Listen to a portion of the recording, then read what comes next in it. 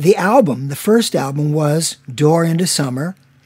Yeah. And it was a Monkee tune. Yes. Yeah, it was actually a tune that we used to play in concert. We had a couple covers, and as we were writing original material, as we got together back in 87 and 88, and so as we would play out, we would fill it in with covers, and Jerry was the one who brought that one in. We only knew 5 songs, and they were ours, the ones that we wrote. Right. First started out, and so we were like, man, this is not going to fly. We need more than 5 songs. So we used to do The Byrds, Feel a Whole Lot Better. Yeah. And Door into Summer. Beatles. So we filled it out with a few covers, but... yeah. But you chose this one, Jerry. You guys chose this because of the message in it.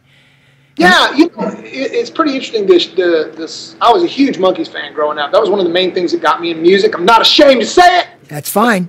You've done well too. Dissing on the Monkees. You've done well, lad.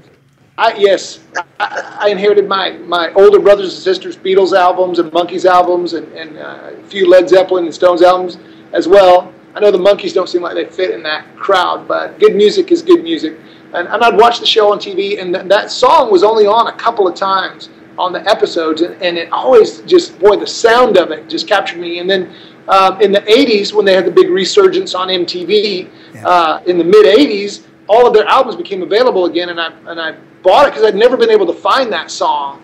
I always loved it, but never been able to find it. As I listened to the words, being a Christ follower, the words really struck me. I'm always looking for Jesus everywhere that he shows, and he's everywhere. Yes, he is. He made everything, so it shouldn't surprise us that he's everything, and he's in everything. So, but I heard and I thought of that scripture. I think we even put it in the liner notes about what is a prophet a man? He gains the whole world, and loses his soul. And so that to me was the message of the song. You have a guy who he thinks he hears the echoes of of distant music and carnival fanfare, and it's calling to him, but he's so wrapped up in what this world has to offer that he keeps turning away from it over and over again, and that really kind of struck a chord with me.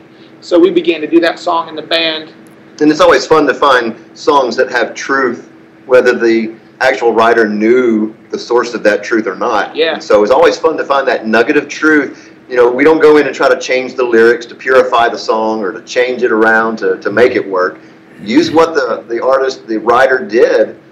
Neil Young wrote lots of songs like that. There's a lot of truth in his songs, whether he knows the source of that truth or not. Right. And that was kind of the finding out different covers to do, is like, what source of truth can we maybe come from a different perspective on and let people know. We're not trying to change it or to do anything with it other than just listen to it from this perspective. Yeah, and all of that God-given talent was God-given talent. They just don't know, like you say, where it came from. Yes, sir. Yeah, so that's awesome.